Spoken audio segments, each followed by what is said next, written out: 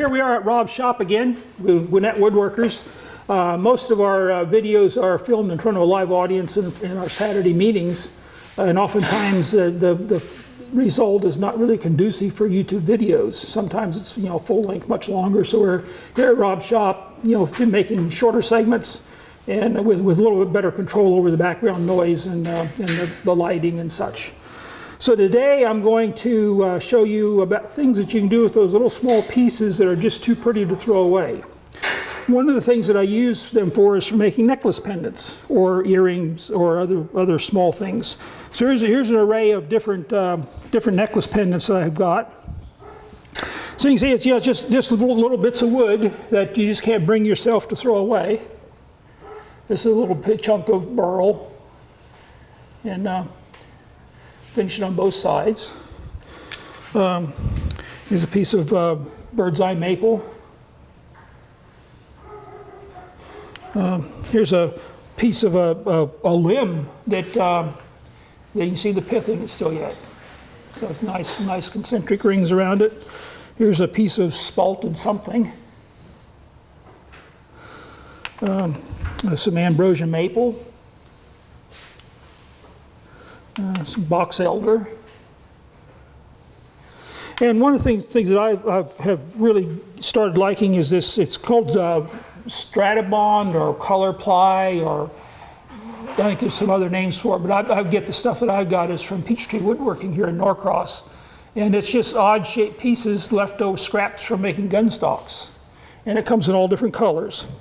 And depending on how you cut that piece of wood, here's the way you would get it from. In fact, this wasn't one from Peachtree because it's too square and uniform. The ones you get from Peachtree are just odd shapes, but it comes in all different colors. And depending on how you cut that and use it, you can get different patterns. Unlike regular plywood, where the plies, on one layer the plies will be going this way, on the next layer the plies go back that way. The plies on this always go the same direction. So we've got an end grain here. We got side grain here, and we got face grain here. So depending on how you mount that block of wood on the lathe, if we mounted it here with side grain, we would get a pattern like this. If we do it on side grain, if we do it on the face grain, we would get something like this. And when we do the curvature and you start going through the different layers, that's where you get the different colors in on face grain. And then if you're doing it on end grain, it starts out the same color as the side grain like that. Those two are out of the same piece of wood. This was done with side grain, and this one was done with end grain. And as soon as you put, and I've tried several different types of finish, it just goes completely dark, which if you put a nice reflective shine on it, it looks nice. And you can see the colors in the background. You can't really see, the colors aren't really even picked up. You can see a little bit of the streak in there, but you look at it, you can still see that the blue is in there, just that it's turned it very dark. And the different fittings. This is one where this one is one where I drill a hole, an offset hole, and I just use a cord and with some material I buy at Michael's to make the necklace out of. This is one that's got a sterling silver bail on it that I get here locally at a jewelry supply place. And then that would be where you need a chain or sterling silver chain or something to hang it with. So you can, the scrollers in the Gwinnett Woodworkers we have scroll sawers and wood turners and just general woodworking. But the scroll sawers always like to complain that the wood turners are wood wasters. So here's my entry to say that I can use small pieces of wood just like the scrollers can. So this could be a little earring. We got an earring finding here. It's got the flat surface on it. that you could glue the flat surface on that, and you make a little earring out of it. Other findings is here's another type of earring where you can make something a little bit larger, a dangly type earring, and it's got the clasp on it. Now that opens up the clasp. And I got all these findings at a local jewelry supply place. I've got a paper here. If you'd like to get a copy of the paper, send me an email. It's gwa-turner@hotmail.com, and I'll send you a PDF file of the paper. But I was going to show you in here where here's the. It's in Tucker, Georgia. It's called Starblaze Jewelers, and got their phone number there. I don't think they have a web address. But then the part number of this bale here, this type of bale here, the part number is, I thought I wrote it down here. Oh, there it is. There's SS 3356 is their part number for that little sterling silver bale like that. And I don't have the part numbers on these other ones here. But they're very, very good, just a little hometown jeweler. And they've got catalogs, they'll go through and order whatever you want for them.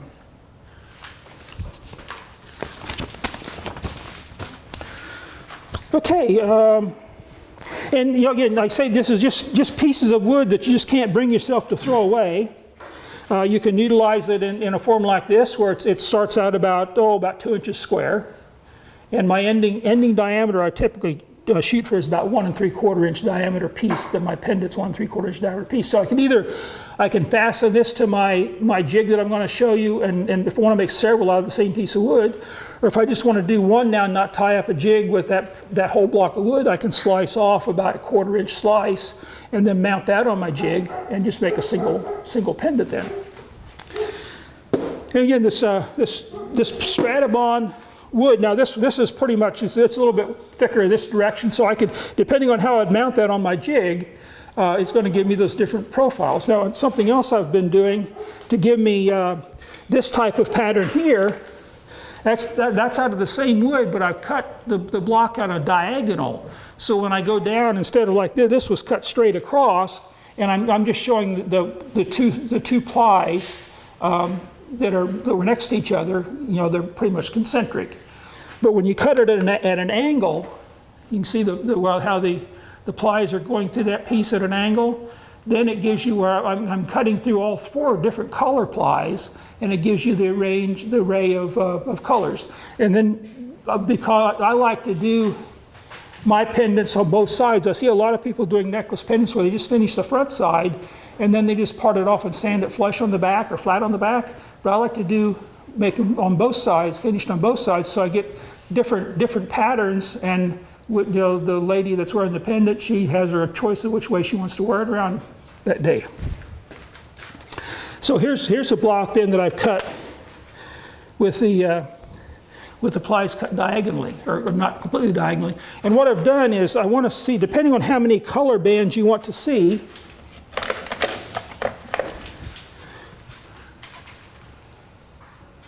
this being a monocolor, you can see I cut it at an angle so that the top of this one up here is going down to about there. So I'm going to show 4 bands when I cut across it. I'm going to show 4 bands. You can probably see it better on here. If I cut this one, if I make my diagonal cut across from the top of this orange band here to the bottom of the orange band over here, when I go through it at an angle, then I'm going to get all 4, well, this has only got 3 colors in it. I want to see all 3 of those colors on the face of my pendant. Where this block here has got 4 colors in it.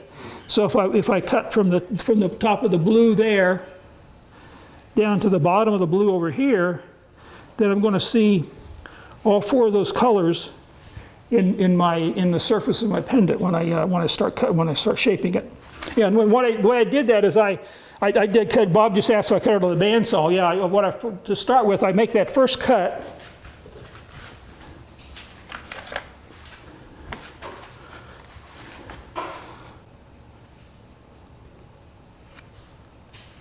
I'll make the first cut down like that, and then use my little square. I'll put it on the square on there like that and draw a line down here and a line over here, and then I cut those on the bandsaw, and then I come back and then I come across the bottom, and so I end up with a square block with the plies going through it at a diagonal.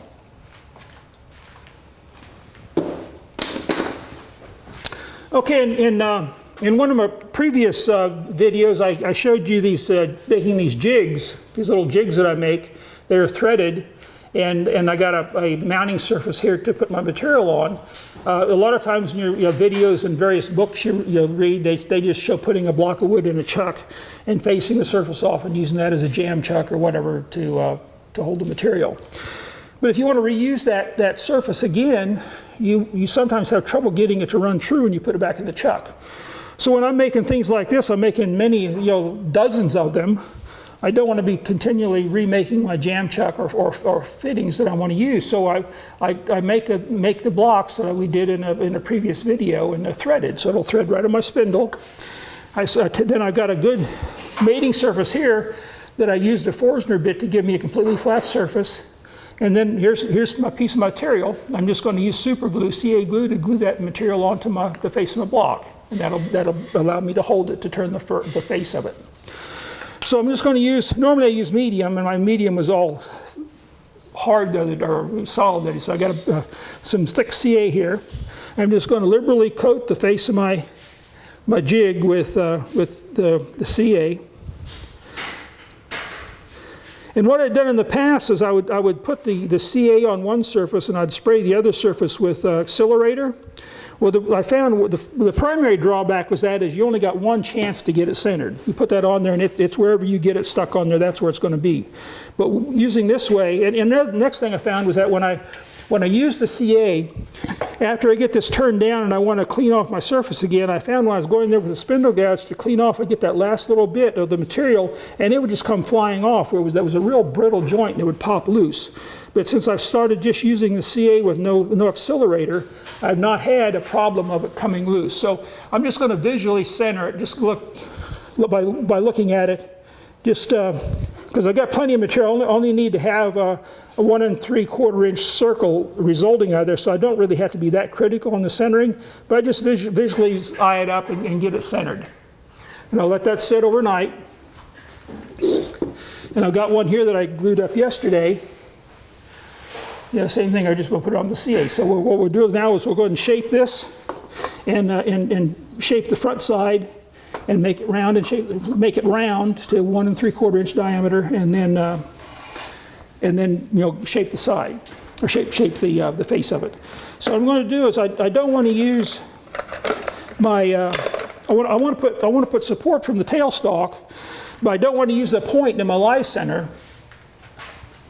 I don't want to use that point in my live center because it would put a point in here, and I don't have a lot of material to waste here. I've only got a 1/4 inch thickness there, so if I put that point in there, it would damage the depth of that point plus a bit farther down in there. So I'm going to knock that point out. And we're just going to have this is going to give me enough support, and being out away from the center when I start doing the curvature, the indentations made by these grooves will be gone when I start curving away. I'm not going to do anything to damage the center part of the piece of material.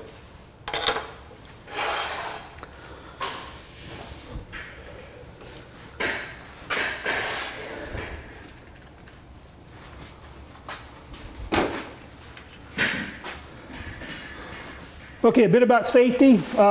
When I'm working at home, I always wear my Trend Air Shield Pro that provides both face protection and dust protection for my lungs.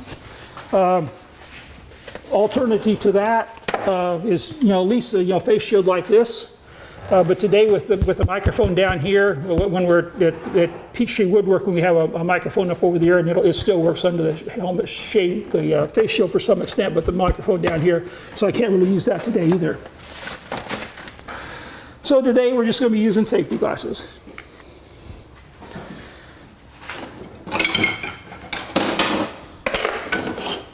Okay, I'm just going to knock the corners of that off and make it round. You can use RPM, about 1,000 RPM for that.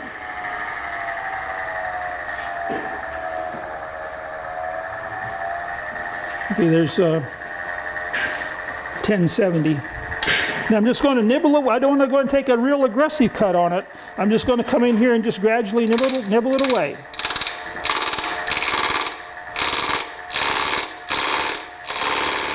And I'm watching up here. I can see the profile develop up here. I'm going to put that directly underneath it so I got a nice contrasting background to look at. And I can see the profile develop. I can see how much I'm taking off by looking over here. I can't really tell down here, but I can look up here against that white background and I can tell what I'm taking off. I'm just a little bit faster than that.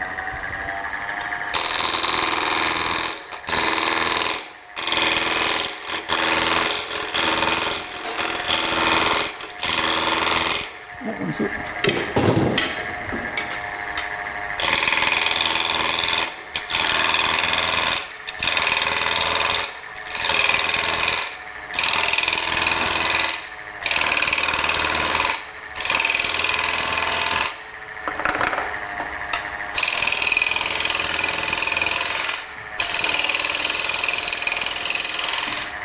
Okay, I think get it around there.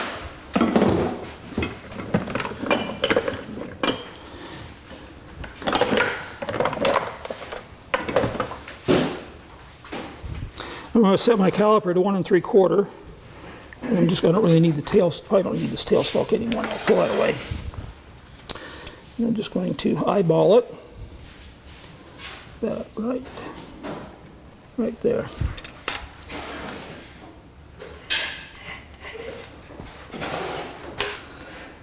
Okay, that's right at 1 3/4. So now we'll just watch that circle and I'll round it off down to there.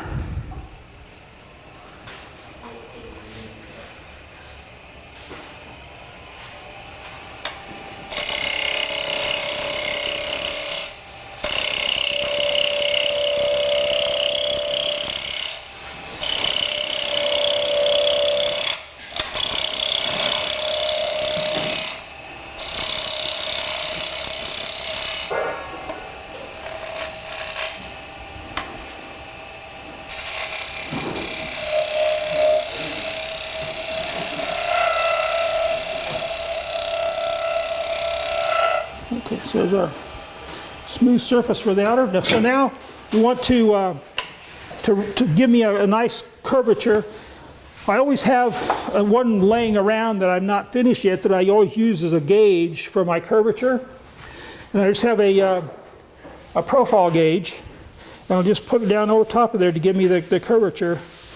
And I always use the same curvature, so when I use my jigs, I've got the jig on it. When I go to reverse mount it over to do the backside, my other jig here is cut to that curvature. So I always try to maintain the same curvature. So that's going to be our guide then. When I go to write it down, I'll be able to check that, know when I've got the right curvature on there.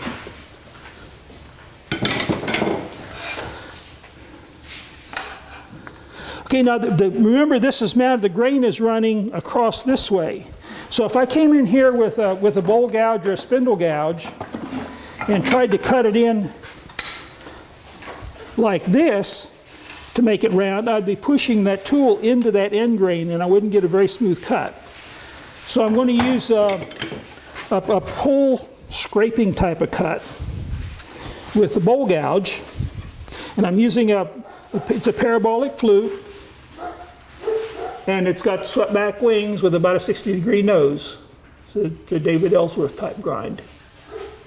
And what I'm going to be doing, I'm going to be with the flute fairly closed on the material. I'm going to be coming in at about like that, just scraping it back and forth across the surface of that and just shaping it.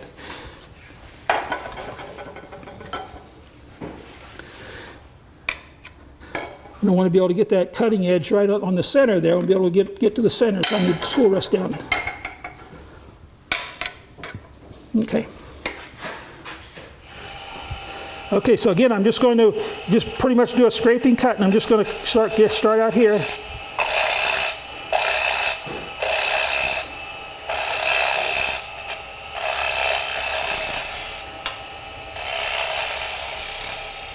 And I don't have a lot of material to work with, but I can determine on the face here, I got the profile coming, or the color coming out.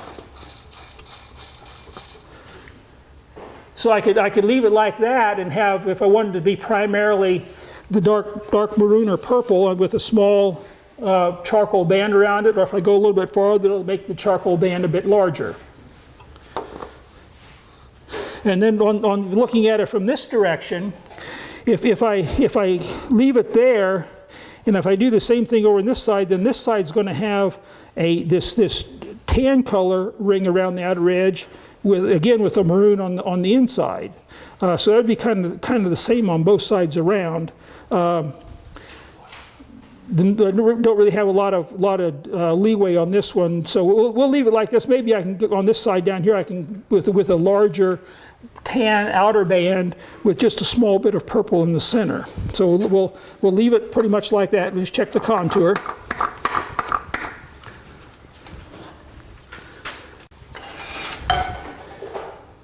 You can see the contour. See, there's how I check my contour, that I got the contour where I want it to be. And that looks pretty good. So we just need to do a little bit of, it's got just a slight, because I was doing a scraping cut there, I do have a little bit of tear out there. So I'm going to start with some 180 grit sandpaper and just lightly hit it.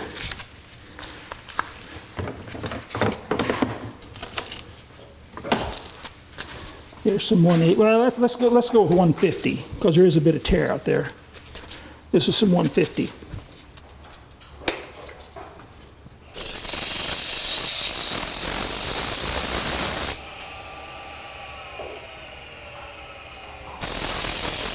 Knock the corner off a little bit.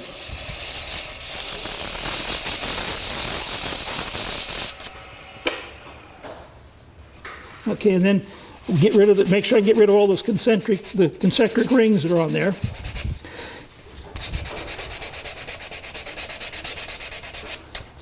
Okay, I want to get rid of any concentric rings that I got from with the coarser paper going around with the lathe running. Okay, and I'm just going to put a quick finish on this one. And it's going to give you sort of a matte finish or a semi-gloss type of finish depending on whether you buff it or not. So I'm just going to use some paper towel, and this is Milan's cellulose sanding sealer. What I'm using is Milan's cellulose sanding sealer. And I've just put it in a little, I think I got this at the cake decorating department at Joann's Fabric.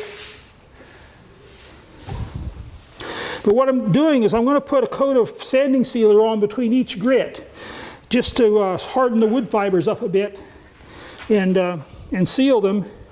And this is going to be my finish, is the sanding sealer. So I'm just going to rub some of this in.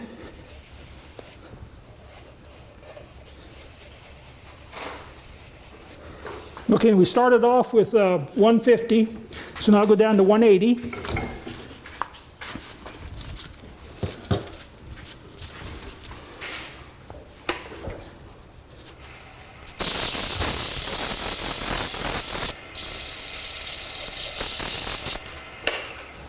And then again, go with the grain to get rid of it, get rid of those concentric circles that was created by that grit.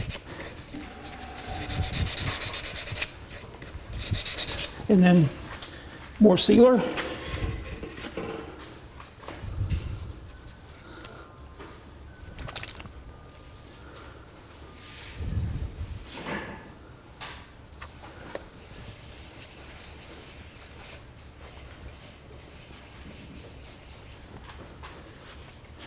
Then we go to 220. And instead of running the lathe, we'll just all the shaping is done. All I need to do is just get rid of the grits, of the scratches from that coarser grit. So I'll do this sanding all with the grain.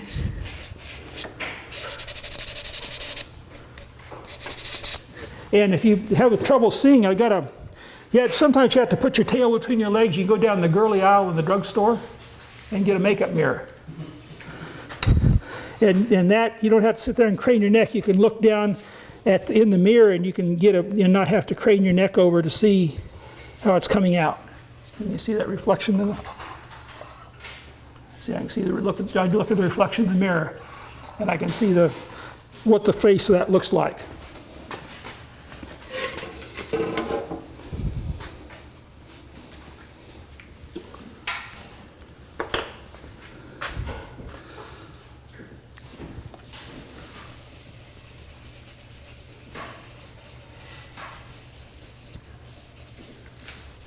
Okay, that was 220. Now we'll do 320.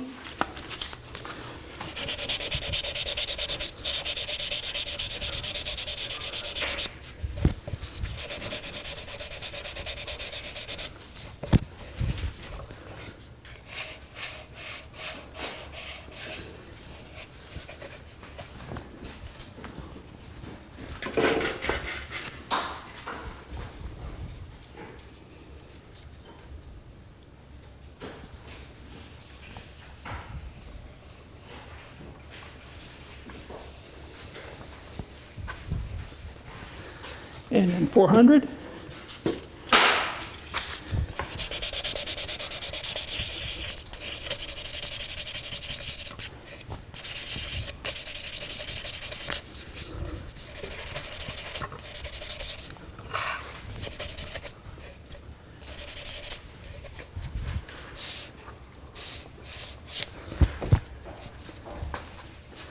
And then one more coat of sealer on it.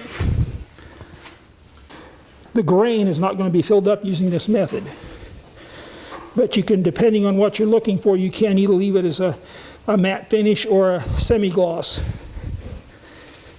And it's a very, a quick finish that you can put on. It looks respectable. Okay, I'm going to finish off with commonly referred to as 3M non-woven abrasive pads. Well, these aren't 3M. These are stuff from Peachtree Woodworking. The white is, I think, 800 grit. The green correlates to the light gray 3M Scotch Brite. That's what I was thinking. It was 3M Scotch Brite. So the green is 600, like the light gray 3M Scotch Brite pads. So I'm going to run this. I'm going to speed this up a little because I really want to more or less start buffing it now. So I got the speed up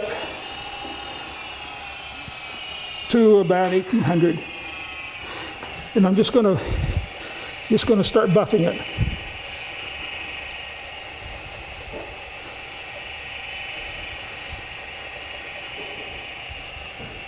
Let me go to the white.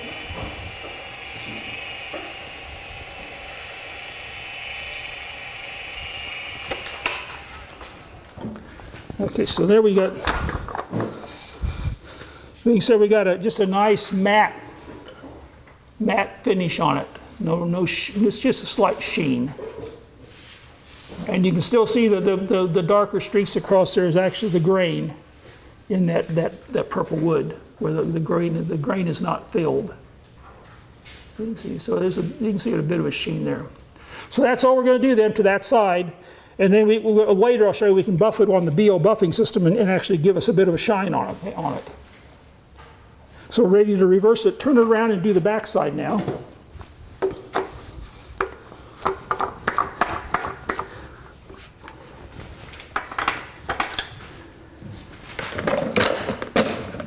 And to do that, I've got the contour of my contour of my pendants there. I got the reverse of that.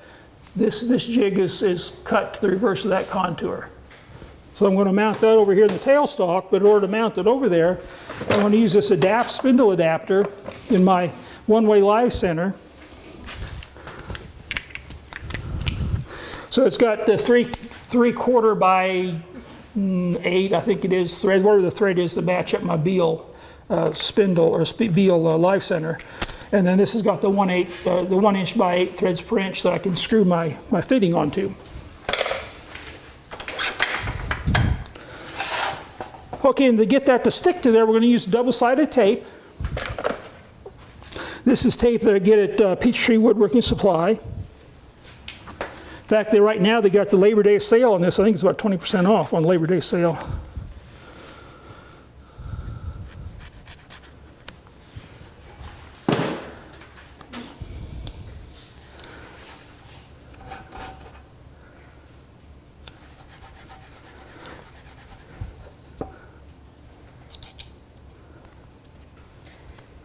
Just trim the excess off so I don't have it flopping around.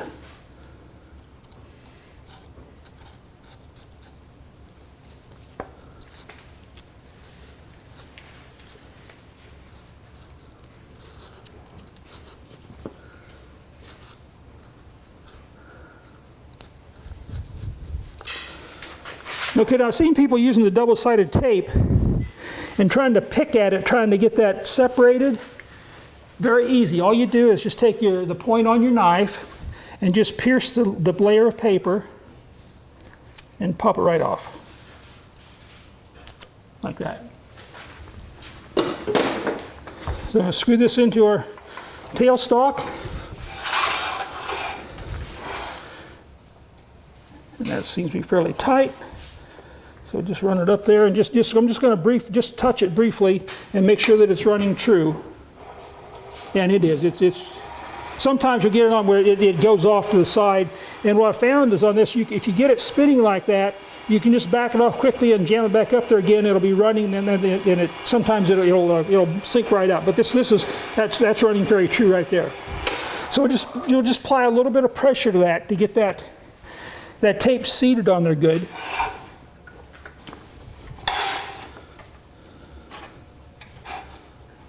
And we're going to part it off, and I don't want to cut away any of my material here. I don't want to cut into my material here because I don't have any material to waste. So I'm going to cut into my waste block here on my jig. I'm going to be cutting that away. I can easily replace that. Okay. Okay. So I want to back that pressure off a little bit because when I start parting it, if I got too much pressure here, it's going to be pinching against my parting tool.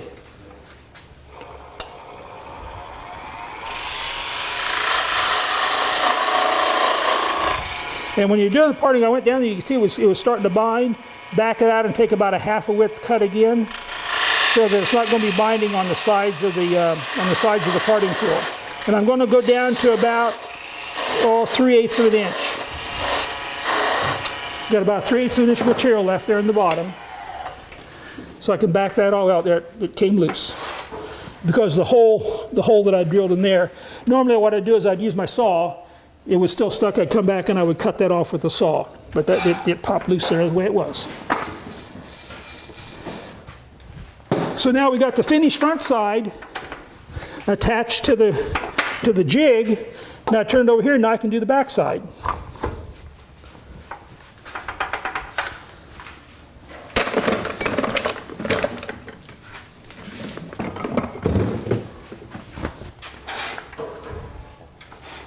And it's just a repeat of what we did on the other side.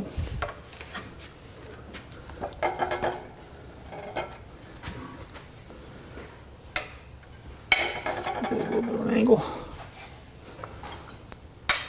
I'm checking the height of the tool rest because I want to be able to get right to the center of that.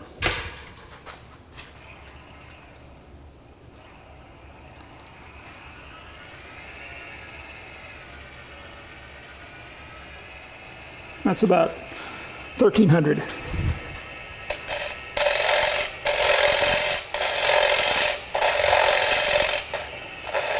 And what I'm aiming for now is a lip out here that's about 1/8 of an inch thick. I don't want it to be real heavy. And like I say, I want to get down to where I've got that tan ring or the tan layer to be my outer ring with just a bit of the purple in the center. Or maroon, I guess that is. My wife always tells me I'm colorblind because I don't know what fuchsia is.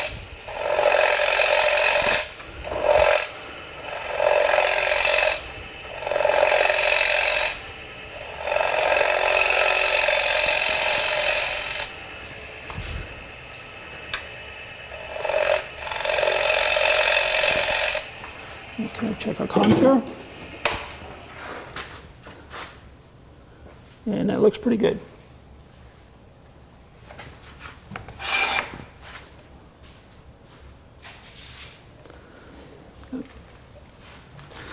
Okay, we got a bit of a sharp edge there. We'll do that with our sandpaper. Until either the plies were not or not even uniform thickness, or I didn't have the back side completely flat, so it's showing it off a little bit offset like that. But it's different. Okay, again, we'll start with the 150 just to do the bit of final contouring. Knock off that sharp corner.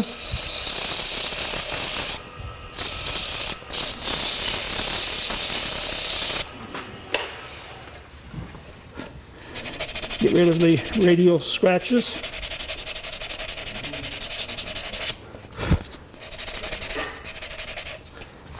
Get the mirror down here so I'm not craning my neck.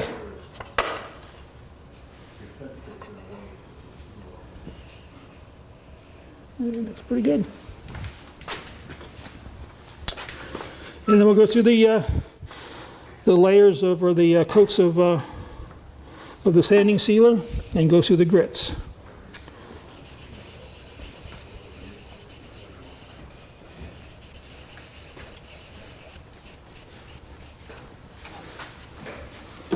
Okay, that was 150, we'll go 180.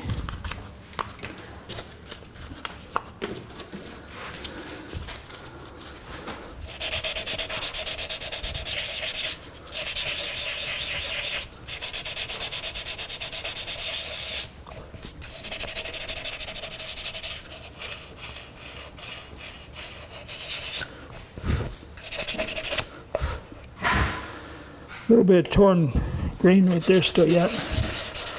Yeah, I think it's right down where the layers of layers are coming together.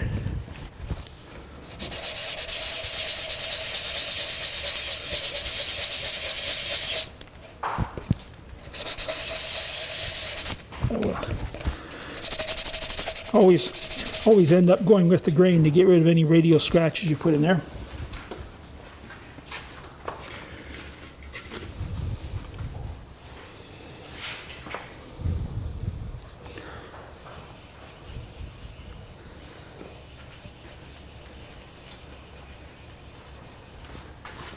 Okay, 220.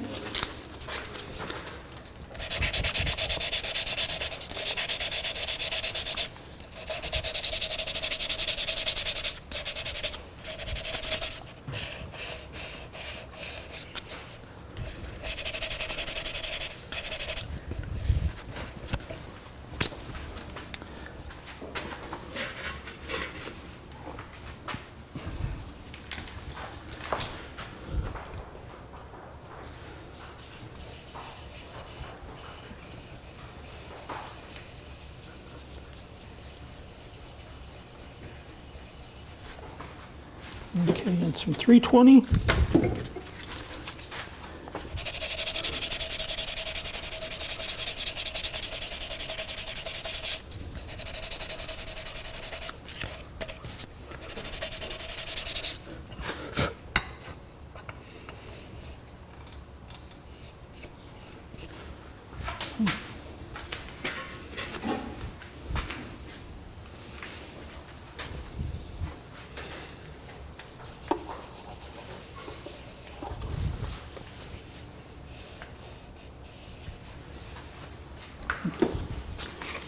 And some 400.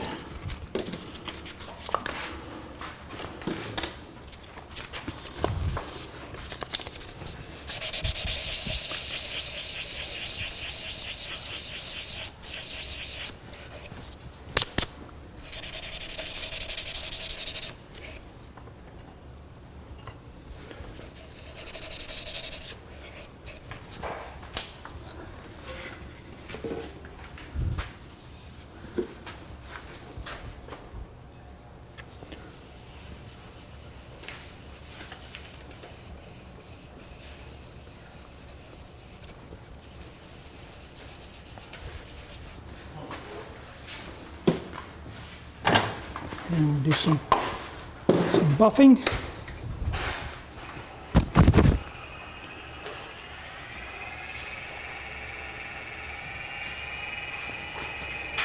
Gonna get about 1800.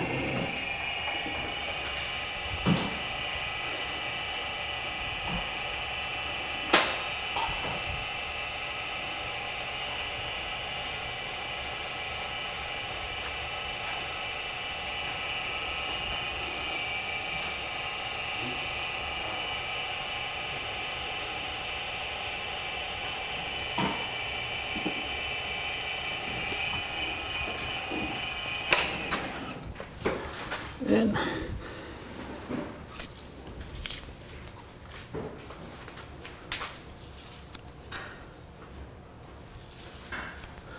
And there's our pendant, where you can wear it with a tan and purple or a gray and purple. So that's something you use it just like that. And I'll show you with the BO buffing system, go through that, we can give it a bit more of a sheen to it.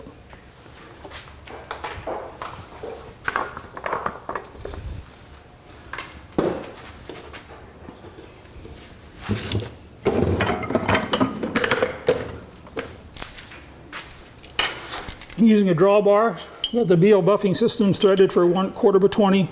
Use that as a drawbar to hold the mandrel in place. We're going to be using the BO wood buffing system.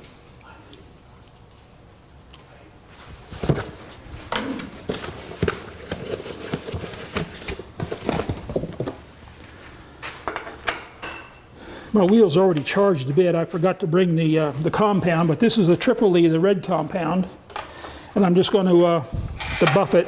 And you see it then. Now for this, for the triple E, or the triple E and the white diamond, I'm going to run it at about 1500, 1600 RPMs.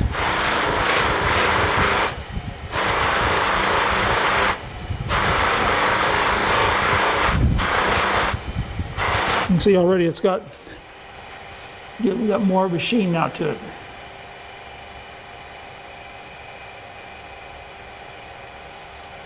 And that's with the triple E.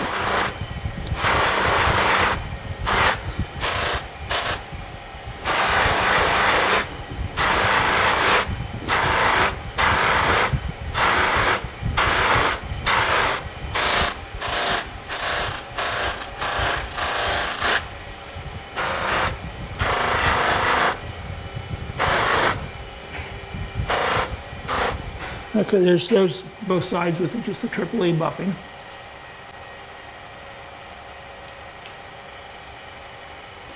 And the next step is the white diamond.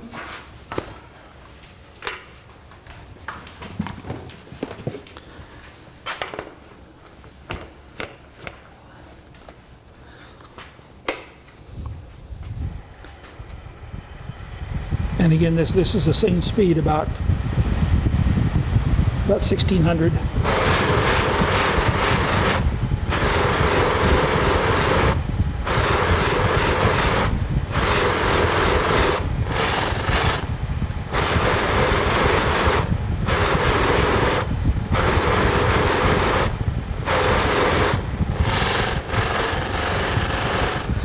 Okay, there's the white diamond, a little bit more of a shine to it. And then the last step is the carnauba wax.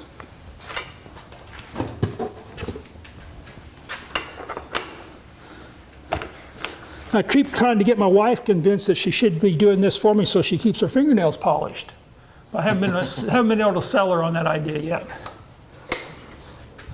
Now for the wax wheel, I want to turn it down a bit to about 1400 for the wax wheel.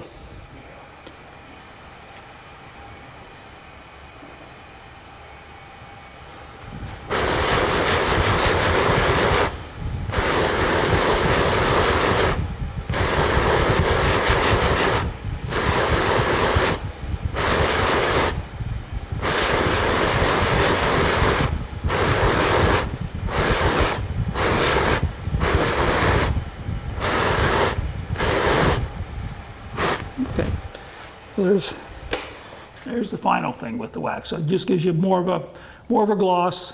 It's not a mirror finish because of the pores of the wood are not filled. Where if you want the pores of the wood filled, then you can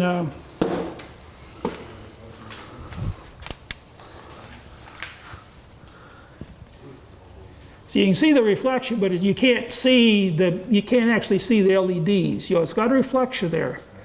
But if you want to have a finish like this, where you can actually see the individual LEDs, a more mirror-like finish, then you need to fill the pores And you know, it's various things like you can use CA finish, lacquer, or the Krylon acrylic, and put multiple coats on that, get it filled up, and then I finish with wet sanding it, 6/8 and 1200, and then I use Meguiar's rubbing compound, polishing compound, and turtle wax, and you can get a mirror-like finish on it then. But that takes considerably more effort to do that. Okay, so the next is some way to mount that so the lady can put it around her neck.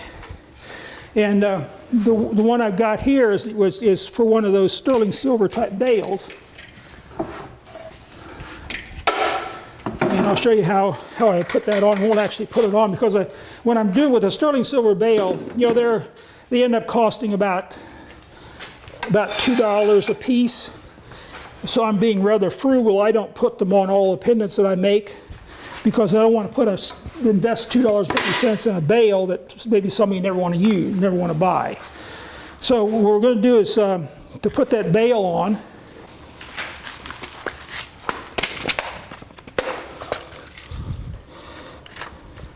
I use to get the shaft for the bale. I take a digital caliper, measure that diameter of the shaft. You're not seeing it out there, are you? But anyway, you can see it, and you got that little. It's sort of threaded, but it's not really threaded. No, you're not seeing it.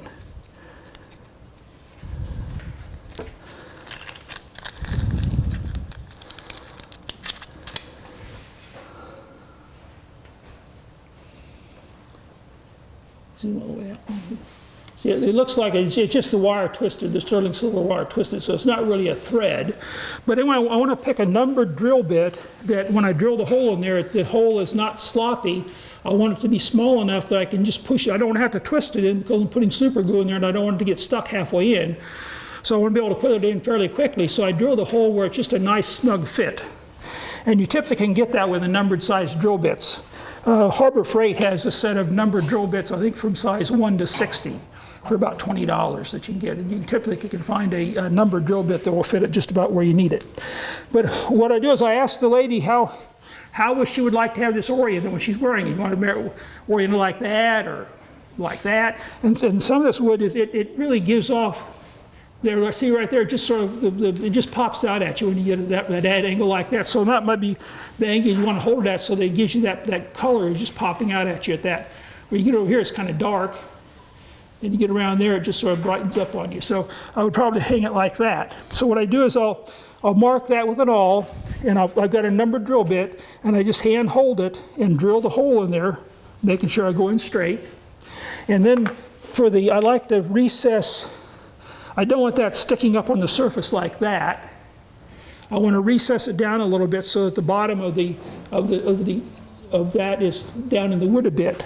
So it just works out that a chainsaw file is coarse. Let me get it out of here. But the chainsaw file is coarse enough to give you a good cut, and it just happens to be the same diameter as that eyelet, that ring, the eyelet on my ring. So where my hole is at, then I'll take it and I'll file. Well, actually, I'd do that backwards. I file the notch in to where it's deep enough to hide about half of that ring, and then I'll mark it with the awl, and I'll drill the hole by hand. Then once I get that in there, then I'll take that bale, put some glue. Don't try to take your CA bottle and squirt it down the hole. You'll get glue all over the place. I put down a piece of wax paper, and then I use toothpicks. With the glue on the wax paper, I'll use the toothpick to put glue in the hole, and then I'll push my finding in the hole, and then I'll hang it up with the. That's why I want the finding to be snug enough to hold in there and not fall out. So I've got the glue in there, I put the finding in, then I hang it up, and then I'll take some more CA and just sort of fill it around there to give that a little bit more tight, secure fit around that finding. And then just let it sit there, hang there to dry. That's it. If you have any questions, send an email to GWA-Turner@hotmail.com.